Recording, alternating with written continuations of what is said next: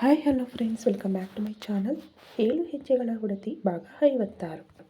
ರಸ್ತೆ ಬದಿಯಲ್ಲಿ ಕುಸಿದು ಕುಳಿತ ರಾಧಾಳನ್ನ ಎಬ್ಬಿಸಲು ಪ್ರಯತ್ನಪಟ್ಟ ರಮಣ್. ಆದರವಳು ಕೊಂಚ ಸಮಾಧಾನವಾಗುವವರೆಗೂ ಏಳಲು ಇಚ್ಛಿಸಲಿಲ್ಲ.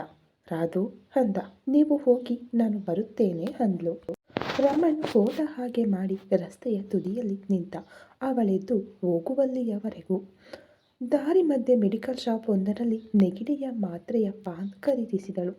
ಪರ್ಸ್ನಿಂದ ಹಣ ತೆಗೆಯುತ್ತಿರುವಾಗ ಒಬ್ಬ ಯುವಕ ಬಂದು ಪೇನ್ ಕಿಲ್ಲರ್ಗಳನ್ನು ತೆಗೆದುಕೊಂಡು ಹೋಗುವಾಗ ಆಯತಪ್ಪಿ ಅವಳಿಗೆ ಡಿಕ್ಕಿ ಹೊಡೆದಾಗ ಚಿಲ್ಲರೆ ಹಾಗೂ ಮೆಡಿಷನ್ಗಳು ಚೆಲ್ಲಾಡಿದವು. ಆ ಯುವಕ ಗಡಿಬಿಡಿಯಲ್ಲಿ ಬಗ್ಗಿ ತೆಗೆದುಕೊಂಡು ಅವಳಿಗೂ ಎತ್ತಿಕೊಟ್ಟು ಹೋದ. ಥ್ಯಾಂಕ್ಸ್ ಎನ್ನುತ್ತಾ ಅವನ ಕೈಯಲ್ಲಿದ್ದ ಔಷಧಿಗಳ ಮೇಲೆ ನೋಟ ಹರಿದಾಗ ಅಸಹಜವೆನಿಸಿತು. ಇಷ್ಟೊಂದು ಪೇನ್ ಕಿಲ್ಲರ್ಗಳು, ಮಾತ್ರೆಗಳು ಯಾತಕ್ಕೆ? ಕನಿಷ್ಠ 10-12 ಮಾತ್ರೆ ಇರಬಹುದು. ಅವಳಿಗದು ಅನುಮಾನಾಸ್ಪದವಾಗಿ ಗೋಚರಿಸಿತು. ಬಂಗಲೆಗೆ ಹೋದಾಗ ಎದುರಿಗೆ ಸಿಕ್ಕಿದ್ದು ಕಬೀರ್. ಯಾಕೆ ಮೂಗು ಸೊರ್ರ್ ಸೊರ್ರ್ ಅಂತಿದ್ದೀರಾ, ಹುಷಾರಿಲ್ವಾ ಅಂದ. ರಾಧಾ ಮಾತನಾಡುವ ಮನಸ್ಥಿತಿಯಲ್ಲಿರಲಿಲ್ಲ. ಸ್ವಲ್ಪ ಹುಷಾರಿಲ್ಲ ಎಂದವಳು ಪ್ರತಿಕ್ರಿಯೆಗೂ ಕಾಯದೆ ಹೋಗಿದ್ದು ಕಬೀರ್ ಜಾಸ್ತಿಯೇ ಹುಷಾರಿಲ್ವೇನೋ ಪಾಪ ಅಂದುಕೊಂಡ. ಕಾರಿಡಾರ್ನಲ್ಲಿ ಅಡ್ಡಾಡುತ್ತಿದ್ದ ಅಮೈರಾ ಇವರಿಬ್ಬರನ್ನೂ ನೋಡಿಕೊಂಡು ಉಳ್ಳಗೆ ನಕ್ಕಳು. ಈತ ಧರಣಿ ಯಾವುದೋ ಸೀರಿಯಸ್ ಕಿಲ್ಲರ್ ಕೇಸಲ್ಲಿ ತಲೆ ಕೆಡಿಸಿಕೊಂಡು ಕುಳಿತಿದ್ದರು. ಧರಣಿ ಕೋಲ್ಕತ್ತಾದಲ್ಲಿ ನಡೆಯುವ ವಿದ್ಯಮಾನಗಳನ್ನು ವೈಯಕ್ತಿಕ ಆಸಕ್ತಿಯೊಂದಿಗೆ ಪರೀಕ್ಷಿಸುವ ಸಲುವಾಗಿ ಅಲ್ಲಿಯೇ ಪೋಸ್ಟಿಂಗ್ ಹಾಕಿಸಿಕೊಂಡಿದ್ದರು. ಎಕ್ಸ್ಕ್ಯೂಸ್ ಮಿ ಸರ್ ಅಂದಾಗ ಫೈಲಲ್ಲಿ ತಲೆ ಹುದುಗಿಸಿಕೊಂಡಿದ್ದ ಧರಣಿ ತಲೆ ಎತ್ತಿ ನೋಡಿದಾಗ ಸುಬೋಧ್ ನಿಂತಿದ್ದ. Come in come in. ಇದೊಂದು ಆಳದ್ದು ಕೇಸು, ತಲೆ ಬುಡವೇ ಅರಿತಿಲ್ಲ ಅಂದ್ರು. ಸರ್, ಹುದ್ದೆಯಲ್ಲಿ ವಯಸ್ಸಲ್ಲಿ ನೀವು ದೊಡ್ಡವರು, ಹೀಗೆ ಹೇಳುವುದು ಸರಿಯಲ್ಲ. ಆದರೂ ಇವತ್ತು ನೀವು ರಾಧಾ ಅವರಿಗೆ ಅಷ್ಟು ಮಾತನಾಡಿದ್ದು ಸರಿಯಲ್ಲ. ನಾನು ರಸ್ತೆ ಕಾರ್ನರಲ್ಲಿ ನಿಂತು ನೋಡಿದೆ. ಅಷ್ಟು ಜೋರಾಗಿ ಮಾತನಾಡಿದ್ದು ಎಲ್ಲವೂ ಕೇಳಿಸ್ತು ಅಂದ. ಯಾಕ್ರಿ ಫ್ರೆಂಡ್ ವಕಾಲತ್ತು ವಹಿಸ್ಕೊಂಡು ಮಾತನಾಡ್ತಿದ್ದೀರಾ? ನಾನೇನು ಆಕೆಗೆ ಬೈದಿಲ್ಲ. ಕೆಲಸದ ಕಡೆ ಗಮನ ಹರಿಸಿ ಅಂತ ತಾನೇ ನಾನು ಹೇಳಿದ್ದು ಅಂದರು. ಫ್ರೆಂಡ್ ಆಗಿಯಲ್ಲ, ನಾನು ಈ ಮಾತು ಹೇಳ್ತಿಲ್ಲ ಸರ್. ಆಕೆಯ ಬಗ್ಗೆ ಗೊತ್ತಿದ್ದರೆ ನೀವು ಖಂಡಿತ ಆಕೆಯ ಕಾರ್ಯಕ್ಷಮತೆಯ ಬಗ್ಗೆ ಜರಿಯುತ್ತಿರಲಿಲ್ಲ ಅಂದಾಗ ನನಗೆ ಅವಳ ಕೆಪಾಸಿಟಿಯ ಬಗ್ಗೆ ಅನುಮಾನವಿಲ್ಲ ಸುಬೋಧ್. ಅವಳ ಗುರಿಯ ಕಡೆ ಹೆದರಿಕೆ ಆಗ್ತಿದೆ. ರಾಧಾ ಎಲ್ಲಿ ಬರೀ ಆ ಕ್ರಿಮಿನಲ್ ಹೆಂಡತಿಯಾಗಿಯೇ ಉಳಿದು ಬಿಡ್ತಾಳೇನೋ ಅಂತ ಅಂದರು. ಖಂಡಿತ ಇಲ್ಲ. ಆ ಬಂಗಲೆಯ ಪರಿಸ್ಥಿತಿ ಹೇಗಿದೆ ಗೊತ್ತಾ ಸರ್? ಕೆಲ ದಿನಗಳ ಹಿಂದೆ ನಾನೊಂದು 15-20 ನಿಮಿಷಗಳ ಕಾಲ ಅಲ್ಲಿದ್ದೆ. ನನ್ನ ಜೀವಮಾನದಲ್ಲಿ ಆ ತೆರನಾದ ಟೆನ್ಷನ್ ನಾನು ಅನುಭವಿಸಿಯೇ ಇಲ್ಲ. ಯಾರಿಗಾದರೂ ನಾವು ಪೊಲೀಸ್ ಅಂತ ಗೊತ್ತಾದರೆ ಏನಾಗಿ ಬಿಡುತ್ತೋ ಅನ್ನೋ ಭಯಕ್ಕೆ ಪ್ರತಿ ಸೆಕೆಂಡ್ ಹೆದರಿ ಹೆದರಿ ಮೈಯೆಲ್ಲ ಬೆವರುತ್ತಿತ್ತು. ಇನ್ನು ಆ ರಾಧಾ ಅಲ್ಲಿ ಹೇಗೆ ಜೀವನ ಮಾಡ್ತಿದ್ದಾಳೋ ಆಕೆಗೆ ಗೊತ್ತು. ಅವತ್ತು ಅವಳ ಮೇಲಿನ ಗೌರವ ದುಪ್ಪಟ್ಟಾಯಿತು. ಇನ್ನು ಅಲ್ಲಿ ಕೆಲಸ ಮಾಡುವುದರ ಬಗ್ಗೆ ಯೋಚಿಸಿದರೆ ಮೈ ನಡುಗುತ್ತೆ. ಅಲ್ಲಿ ರಾಧಾ ಕಳುಹಿಸಿದ ಮಾಹಿತಿಗಳು ಎಷ್ಟು ಮುಖ್ಯವಾದದ್ದು ಅನ್ನೋದು ನಿಮಗೂ ಚೆನ್ನಾಗಿಯೇ ಗೊತ್ತು. ಗೋವರ್ಧನನ ಪರ್ಸನಲ್ ರೂಮಿಗೆ ಕಾಲಿಟ್ಟು ಸಿಕ್ಕಿ ಹಾಕಿಕೊಂಡರೆ ಮರುಕ್ಷಣವೇ ಅವಳ ಜೀವ ಹಾರಿ ಹೋಗುತ್ತೆ. ಅಂಥದ್ರಲ್ಲಿ ಅವರ ವಿಶ್ವಾಸ ಗಳಿಸಿಕೊಂಡು ಕೋಣೆ ಹೊಕ್ಕು ಮಾಹಿತಿ ಕಲೆ ಹಾಕೋದು ಸುಲಭದ ವಿಚಾರವಾ? ಅಷ್ಟೇ ಆದರೆ ಹೇಗೋ ಅವಳ ಕರ್ತವ್ಯ ಹೆಣಗಾಡೋದು ಅವಳ ಧರ್ಮ ಅನ್ನಬಹುದಿತ್ತು.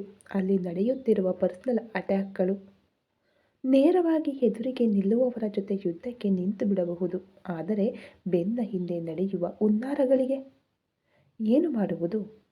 ಅಮೈರಾ ಗೋವರ್ಧನನ ಮುದ್ದಿನ ಮಗಳು. ಅವನದ್ದೇ ವೈರಿಯ ಜೊತೆ ಸೇರಿಕೊಂಡು ರಾಧಾಳ ಮಾನಹರಣಕ್ಕೆ ಮುಂದಾಗಿದ್ದು ಗೊತ್ತಿದೆಯಲ್ಲವ? ಅದು ಡ್ರಗ್ಸ್ ಹಾಕಿ.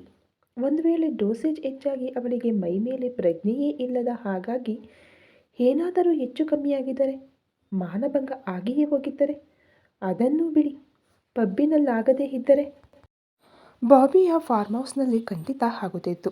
ಗೋವರ್ಧನ ಮಗಳ ಸಲುವಾಗಿ ಇನ್ನೊಂದು ಹೆಣ್ಣಿನ ಬಲಿಯನ್ನು ಖಂಡಿತವಾಗಿ ಕೊಡುತ್ತಿದ್ದ. ಅವಳ ಜಾಗದಲ್ಲಿ ಇನ್ಯಾರು ಇದ್ದಿದ್ದರೂ ಈ ಮಿಷನ್ ಬಿಟ್ಟು ಓಡಿ ಬಂದಿರೋರು ಅಂದ.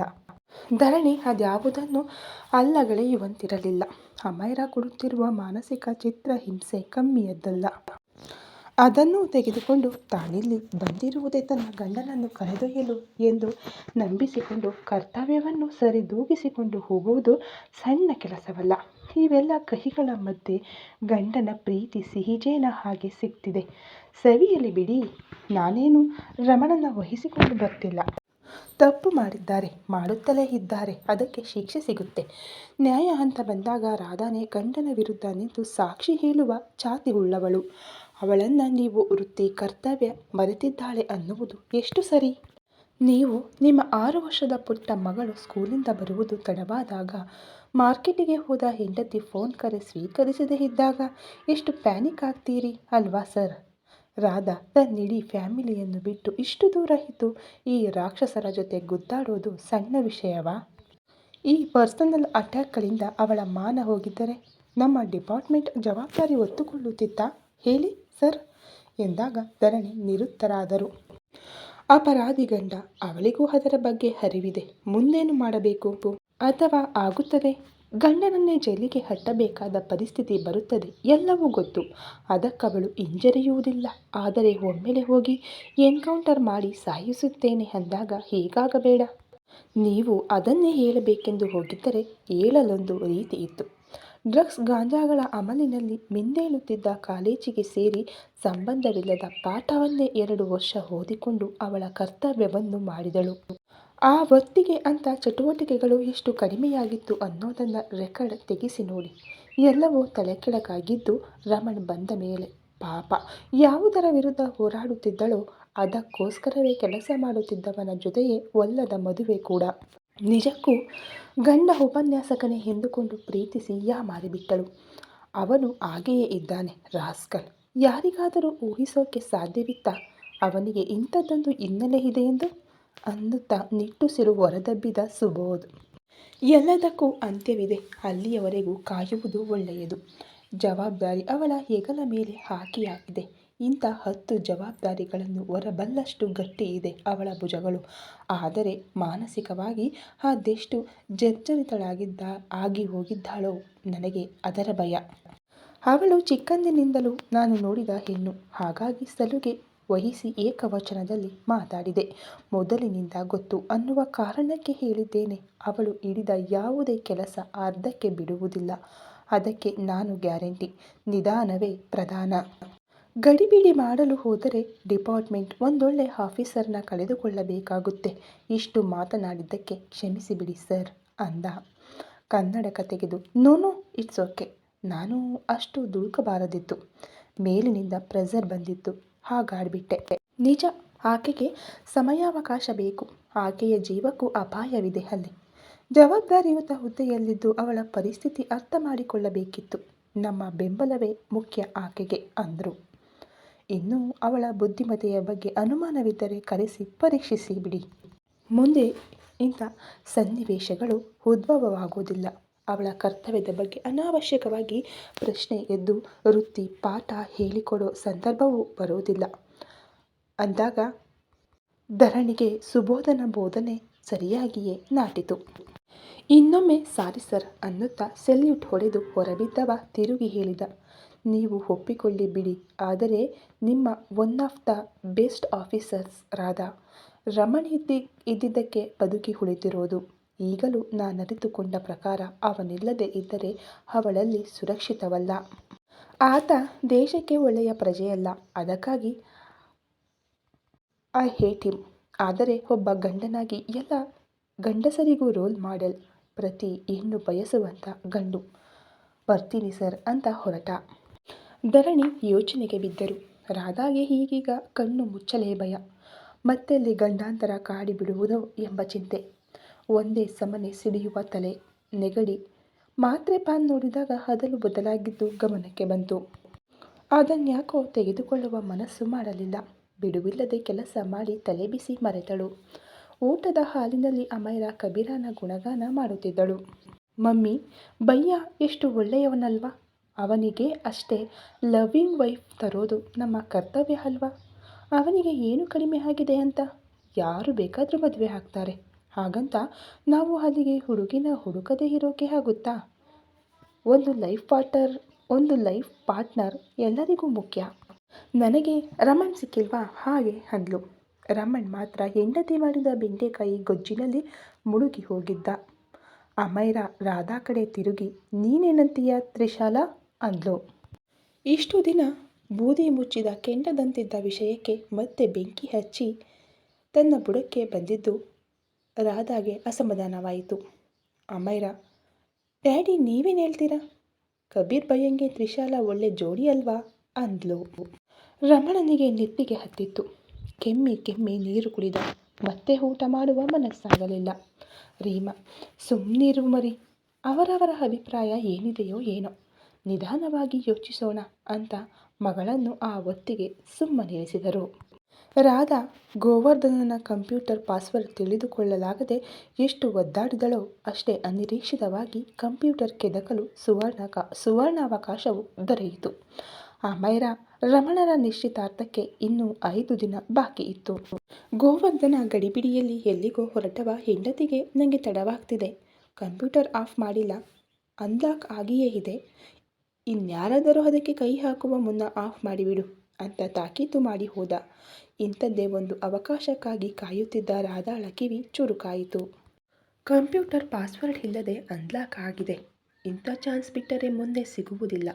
ಕೆಲವು ನಿಮಿಷಗಳಲ್ಲಿ ಮತ್ತೆ ಲಾಕ್ ಆಗುತ್ತದೆ. ಅಷ್ಟರಲ್ಲಿ ಅದೃಷ್ಟ ಪರೀಕ್ಷೆ ಮಾಡಿಬಿಡಬೇಕೆಂದುಕೊಂಡಳು. ಆ ವಿಷಯದಲ್ಲಿ ಅದೃಷ್ಟ ಅವಳ ಕೈ ಹಿಡಿಯಿತು. ಆದರೆ ರೀಮಾ ಮಗಳ ಎಂಗೇಜ್ಮೆಂಟ್ ತಯಾರಿಯಲ್ಲಿ ಮುಳುಗಿ ಹೋದಳು. ಗೋವರ್ಧನ ಹೋಗಿ 2 ನಿಮಿಷಕ್ಕೆ ರಾಧಾ ಚಿಕ್ಕನ ಕೈಯಲ್ಲೊಂದು ಪೊರಕೆ ಹಿಡಿಸಿ ಕರೆದುಕೊಂಡು ಮಹಡಿ ಮೇಲೆ ಹೋಗುತ್ತಾ, ಹೀಗೆ ಶುಚಿ ಮಾಡುವ ಹಾಗೆ ನಾಟಕ ಮಾಡ್ತಿರು. ಯಾರಾದರೂ ಬಂದರೆ ಸಣ್ಣದಾಗಿ ಸಿಳ್ಳೆ ಹೊಡೆದು ಸಿಗ್ನಲ್ ಕೊಡಬೇಕು, ಗೊತ್ತಾಯ್ತಾ ಅಂದ್ಲು. ಚಿಕ್ಕ ತಯಾರಾದ. ಹಾಲಲ್ಲಿ ಪೇಪರ್ ಓದುತ್ತಿದ್ದ ರಮಣ್ ಹೆಂಡತಿ ತರಾತುರಿಯಲ್ಲಿ ಮೇಲೆ ಹತ್ತಿದ್ದು ನೋಡಿದ. ಓದು ಮುಂದುವರೆಸಿದ. ರಾಧಾ ಫೋಲ್ಡರ್ ಒಂದನ್ನು ಓಪನ್ ಮಾಡಿದಳು. ಒಂದಷ್ಟು ಮಾನವ ಹೆಸರುಗಳು, ಅಶೋಕ್, ಕೃಪಾದೇವಿ, ಲಕ್ಷ್ಮಿ. ಅದರಲ್ಲಿ ದೊರೆತ ಮಾಹಿತಿ ಇದ್ದಿದ್ದು ಪೇಡ, ಪೆಪ್ಪರ್ಮೆಂಟ್, ಚಾಕ್ಲೇಟ್ ಎನ್ನುವ ರೀತಿಯಲ್ಲಿ. ಏನೋ ರಹಸ್ಯವಂತೂ ಇದೆ ಎನ್ನುವುದು ಅರಿವಾಯಿತು. ಪಕ್ಕದಲ್ಲಿದ್ದ ಪುಟ್ಟ ಡೈರಿಯ ಹಾಳೆ ಹರಿದುಕೊಂಡು ಬೇಗ ಬೇಗ ಆ ಹೆಸರುಗಳನ್ನೆಲ್ಲ ಬರೆದುಕೊಂಡಳು.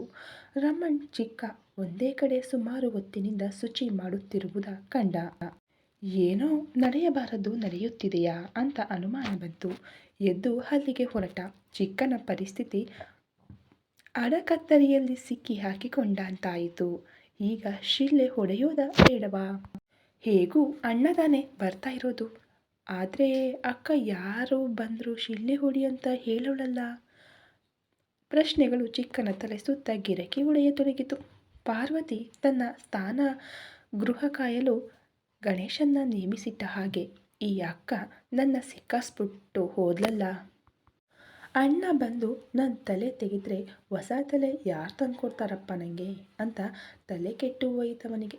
ಪೊರಕೆ ಪಕ್ಕಕ್ಕೆ ಬಿಸುಟು ಕತ್ತು ತಲೆ ಬುರುಡೆಯನ್ನೆಲ್ಲ ಸವರಿಕೊಂಡ.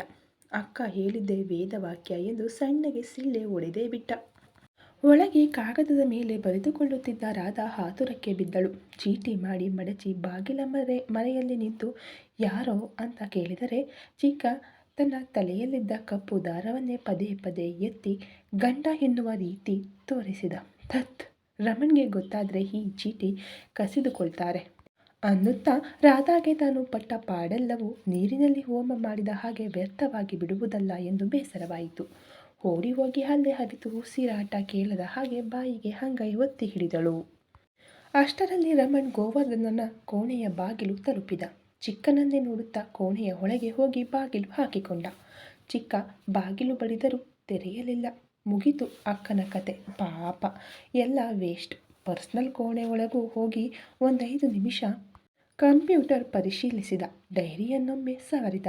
ಸಣ್ಣ ನಗುವೊಂದು ಮೂಡಿತು ಅವನ ಮುಖದಲ್ಲಿ. ಬಾತ್ರೂಮ್ ಬಾಗಿಲು ತೆರೆದ. ರಾಧಾ ಅಲ್ಲಿರಲಿಲ್ಲ. ಬಾಲ್ಕನಿಯಲ್ಲಿ ಬಗ್ಗಿ ನೋಡಿದ. ಅಲ್ಲಿಯೂ ಇರಲಿಲ್ಲ. ಗಲ್ಲ ತಿಕ್ಕಿಕೊಂಡು ಮತ್ತೆ ಕೋಣೆಯ ಬಾಗಿಲು ತೆರೆದಾಗ ಚಿಕ್ಕ ಕಣ್ಮುಚ್ಚಿ ಕೈ ಮುಗಿದುಕೊಂಡು ಅಕ್ಕನ ಕಾಪಾಡು ದೇವ್ರೇ ಎಂದು ಬೇಡುತ್ತಾ ನಿಂತವ ಕಣ್ಣು ಬಿಟ್ಟು ರಮಣನ ಸುತ್ತಲೂ ನೋಡಿದ. ರಾಧಾ ಅಲ್ಲಿರದಿದ್ದುದು ಕಂಡು ಕೈ ತಟ್ಕೊಂಡು ಕುಣಿಯುವಷ್ಟು ಖುಷಿಯಾಗಿತ್ತವನಿಗೆ. ರಮಣ್ ರಾಧಾಳನ್ನ ಅರಸಿಕೊಂಡು ಕೆಳಗೆ ಬಂದಾಗ ಅವಳು ಅಡುಗೆ ಮನೆಯ ಸಿಂಕಿನಲ್ಲಿ ಪಾತ್ರೆ ತೊಳೆಯುತ್ತಿದ್ದಳು. ಟೀ ಬೇಕು ಅಂದ. ತಲೆಯಾಡಿಸಿದಳಷ್ಟೇ. ಅವಳಿಗೆ ರಮಣನ ಕಡೆಗೆ ತಿರುಗಲು ಅಳುಕು. ಉಸಿರಾಟದಲ್ಲಿನ ಏರುಪೇರು ಗಂಡ ಕಂಡು ಹಿಡಿದು ಬಿಡುತ್ತಾನೆಂದು. ಒಮ್ಮೆ ಮೇಲೆ ಹೋದವಳು ಕೆಳಗೆ ಬರಲು ಯಾವುದೇ ದಾರಿ ಇಲ್ಲದೆ ಅದೇಗೆ ಅಡುಗೆ ಮನೆಗೆ ಬಂದಳು ಎನ್ನುವುದು ರಮಣನಿಗೆ ಚೆನ್ನಾಗಿಯೇ ಗೊತ್ತಿತ್ತು. ಆದರೆ ತಲೆ ಕೆಡಿಸಿಕೊಂಡಿದ್ದು ಚಿಕ್ಕ. ಅಣ್ಣ ಕೋಣೆ ಬಾಗಿಲು ಹಾಕಿದ್ರಲ್ಲಕ್ಕ, ಅದೇಗೆ ಬಾಗಿಲು ತೆಗೆದೇನೆ ಯಾವ ಮಾಯದಲ್ಲಿ ಹೊರಗೆ ಬಂದೆ ಅಂತ. ಶ್ ಅಂತ ಅವನನ್ನು ಸುಮ್ಮನಿರಿಸಿಬಿಟ್ಟಳು. ಮೊಬೈಲ್ ಸದ್ದು ಮಾಡಿತು. ಸಾಧ್ಯವಾದರೆ ಪೊಲೀಸ್ ಸ್ಟೇಷನ್ಗೆ ಬನ್ನಿ ಅಂತ ಧರಣಿ ಮೆಸೇಜ್ ಮಾಡಿದ್ದರು. ರಾಧಾ ಅಚ್ಚರಿಗೊಂಡಳು. ಸ್ಟೇಷನ್ಗಾ ಅಂತ. ಈಗ ಬಂಗಲೆಯಿಂದ ಹೊರ ಹೋಗಲು ನೆಪ ಏನು ಹೇಳುವುದು? ಏನೇ ಹೇಳಿದರೂ ನಂಬಲು ರೀಮಾ ಇದ್ದಳು. ರಾಧಾ ಗಳಿಸಿದ ವಿಶ್ವಾಸದ ಗಂಟು ದೊಡ್ಡದಿತ್ತು. ಮೇಡಮ್, ನನ್ನ ಅಣ್ಣನಿಗೆ ಹುಷಾರಿಲ್ವಂತೆ, 1-2 ಗಂಟೆ ಹೋಗಿ ನೋಡ್ಕೊಂಡು ಬರಲಾ ಅಂದ್ಲು. ಬೇಗ ಬಂದ್ಬಿಡ್ಬೇಕು, ತುಂಬ ಕೆಲಸ ಇದೆ. ಎಂಗೇಜ್ಮೆಂಟ್ ಎಷ್ಟು ದೊಡ್ಡದಾಗಿ ಅರೇಂಜ್ ಆಗಿದೆ ಗೊತ್ತಿದೆಯಲ್ಲ ಅಂದ್ಲು. ಸರಿ ಎಂದು ಗೋಣಾಡಿಸುವಷ್ಟರಲ್ಲಿ ರಮಣ್ ಹೊರಗೆ ಹೊರಟಿದ್ದ. ರಮಣ್, ಈ ಹುಡುಗಿಯನ್ನು ಸ್ವಲ್ಪ ಅವಳಣ್ಣನ ರೂಮ್ ಹತ್ರ ಬಿಡ್ತೀಯಾ ಅಂದ್ಲು. ಬೇಡ, ಪರವಾಗಿಲ್ಲ, ನಾನು ಹೋಗ್ತೀನಿ. ಅವರು ಯಾವ ರಸ್ತೆಯಲ್ಲಿ ಹೋಗ್ತಾರೋ ಎಂದು ನಿರಾಕರಿಸಿದಳು. ರಾಧಾಗೆ ಚೂರು ಇಷ್ಟವಿರಲಿಲ್ಲ ರಮಣನಿಗೆ ತಾನು ಹೋಗುತ್ತಿರುವುದು ಸ್ಟೇಷನ್ಗೆ ಎಂದು ತಿಳಿಸುವುದು. ಬೇಗ ಹೋದರೆ ಬೇಗ ಬರೋಕ್ಕಾಗೋದು, ನಿನಗೆ ಹೋಗಬೇಕಾದ ಕಡೆ ಡ್ರಾಪ್ ಮಾಡಿಯೇ ಹೋಗ್ತಾನೆ ಬಿಡು ಅಂತ ರೀಮಾ ಒತ್ತಾಯ ಮಾಡಿ ಕಳುಹಿಸಿದಳು. ಕಾರಿನಲ್ಲಿ ಗಂಡ ಹೆಂಡತಿಯರ ಮಧ್ಯೆ ಒಂದು ಮಾತಿಲ್ಲ. ರಾಧಾದಿಸುತ್ತಿದ್ದ ಮೌನದ ನಡುವೆ ರಾಧಾ ಹಾಕಿದ್ದ ಜೋಡಿದಾರದ ವೇಲು ಬೆರಳಿಗೆ ಸುತ್ತುವುದು ಬಿಚ್ಚುವುದು ಮಾಡುತ್ತಿದ್ದಳು. ಅವಳಿಗೂ ರಮಣ್ ತನ್ನ ಕೆಣಕದೆ ಇದ್ದಿದ್ದು ಪರಮಾಶ್ಚರ್ಯ. ಪೊಲೀಸ್ ಸ್ಟೇಷನ್ಗೆ 10 ಕಿಲೋಮೀಟರ್ ಹಿಂದೆ ಇಲ್ಲೇ ನಿಲ್ಲಿಸಿ ನಾನು ಹೋಗ್ತೀನಿ ಅಂದ್ಲು. ತಾನೆಲ್ಲಿಗೆ ಹೋಗುತ್ತಿರುವೆನೆಂದು ಬಾಯಿ ಬಿಟ್ಟಲು ಇಚ್ಛಿಸಲಿಲ್ಲ. ಹೋಗ್ತಿರೋದು ಸ್ಟೇಷನ್ಗೆ ತಾನೆ, 10 ಕಿಲೋಮೀಟರ್ ಅಷ್ಟೇ ಇದೆ, ನಾನೇ ಬಿಡ್ತೀನಿ ಅಂದ. ರಾಧಾ ಕಕ್ಕಾಬಿಕ್ಕಿಯಾದಳು. ಆದರೂ ತುಟಿಕ್ ಪಿಟಿಕ್ ಎನ್ನಲಿಲ್ಲ. ಎಲ್ಲದೂ ಹೇಗೆ ಗೊತ್ತಾಗಿ ಬಿಡುತ್ತೆ ಇದಕ್ಕೆ ಅನ್ನುವ ಯೋಚನೆಯೊಂದು ಹಾದು ಹೋಗದೇ ಇರಲಿಲ್ಲ ಅವಳ ತಲೆಯಲ್ಲಿ. ಸ್ಟೇಷನ್ನಲ್ಲೇ ಇದ್ದ ಸುಬೋಧ್ ಕಿಟಕಿಯಲ್ಲಿ ನೋಡಿ ಕಣ್ಣರಳಿಸಿದ. ಏನು, ಪೊಲೀಸ್ ಮೇಡಮ್ನ ಕ್ರಿಮಿನಲ್ ತಂದು ಬಿಡೋ ಪರಿಸ್ಥಿತಿ ಬಂದಿದೆಯಲ್ಲ ಅಂತ. ಎಲ್ಲ ನನ್ನ ಕರ್ಮ ಅಂತ ಅಂಗೈಯಿಂದ ಹಣೆಗೆ ಪಟ್ಟನೆ ಹೊಡೆದುಕೊಂಡಳು. ನಿನಗೆ ಅದೇ ಸೇಫ್, ಯಾರೂ ಅನುಮಾನಾಸ್ಪದವಾಗಿ ನಿನ್ನನ್ನು ಹಿಂಬಾಲಿಸೋದಿಲ್ಲ ಅಂದ. ರಾಧಾ ಮುಗುಳ್ನಕ್ಕೂ ಧರಣಿಯ ಕ್ಯಾಬಿನ್ನ ಅರ್ಧ ಬಾಗಿಲು ತೆಗೆದು ಮೇ ಐ ಕಮಿನ್ ಸರ್ ಅಂತ ಅನುಮತಿ ಕೇಳಿದಳು. ಹಿಂದೆಯೇ ಸುಬೋಧ್ ಬಂದ. ಬನ್ನಿ, ನಿಮಗಾಗಿಯೇ ಕಾಯ್ತಾ ಇದ್ದೆ. ಸರಿಯಾದ ಸಮಯಕ್ಕೆ ಬಂದಿದ್ದೀರಾ, ಮೆಚ್ಚಬೇಕಾದದ್ದೇ ನಿಮ್ಮನ್ನ ಅಂದ್ರು. ಒಳಗೆ ಬಂದವಳು ಸೆಲ್ಯೂಟ್ ಹೊಡೆದು, ಸರ್, ಸ್ಟೇಷನ್ಗೆ ಕರೆಸಿದ ಉದ್ದೇಶ ಅಂದ್ಲು. ಎಷ್ಟು ರಿಸ್ಕ್ ತೆಗೆದುಕೊಳ್ತೀರಾ ನೋಡೋಣ ಅಂತ ಅಂದ. ಅರ್ಥವಾಗದೆ ರಾಧಾ ಸುಬೋಧನ ಮುಖ ನೋಡಿಕೊಂಡರು. ಈ ಫೈಲಲ್ಲಿ ಒಂದು ಕೇಸಿದೆ ನೋಡಿ ಅಂತ ಫೈಲು ಅವಳ ಕಡೆ ತಳ್ಳಿದರು. ಸರಣಿ ಕೊಲೆಗಾರನೊಬ್ಬ 3-4 ಜನರನ್ನು ಒಟ್ಟಿಗೆ ಕಿಡ್ನಾಪ್ ಮಾಡಿ ಬದುಕಲು ಸಾಯಲು ಅವರಿಗೆ ಆನ್ ನೀಡುತ್ತಿದ್ದ. ಎಲ್ಲರಿಗೂ 1-2 ಮಾತ್ರೆ ಕೊಟ್ಟು 1 ಗ್ಲಾಸ್ ನೀರು ಕೊಟ್ಟು 2ರಲ್ಲಿ 1 ಮಾತ್ರೆಯನ್ನು ತಿನ್ನುವಂತೆ ಹೇಳುತ್ತಿದ್ದ. 2ರಲ್ಲಿ 1 ಮಾತ್ರೆ ಪ್ರಾಣ ತೆಗೆಯುವಂಥದ್ದು. ಆದರೆ ಮಾತ್ರೆ ತಿಂದವರೆಲ್ಲರೂ ಸತ್ತಿದರು. ನೋಡಿ ರಾಧಾ, ಇದು ಹೇಗೆ ಅಂತ. ಒಂದೇ ಮಾತ್ರೆ ವಿಷಪೂರಿತವಾಗಿದ್ದು, ಆದರೆ ಎಲ್ಲರೂ ಸತ್ತಿದ್ದಾರೆ. ಹೇಗೆ? ಎಲ್ಲರೂ ವಿಷವಿದ್ದ ಮಾತ್ರೆಯನ್ನೇ ತಿನ್ನಲು ಹೇಗೆ ಸಾಧ್ಯ? ಸಾಧ್ಯವಿಲ್ಲ ಅಂದ್ಲು. ಮತ್ತೇಗೆ ಎಲ್ಲರೂ ಸತ್ತರು ಅಂದರು. ಸುಲಭ ಸರ್, ವಿಷವಿದ್ದಿದ್ದು ಮಾತ್ರೆಯಲ್ಲ, ನೀರಲ್ಲಿ.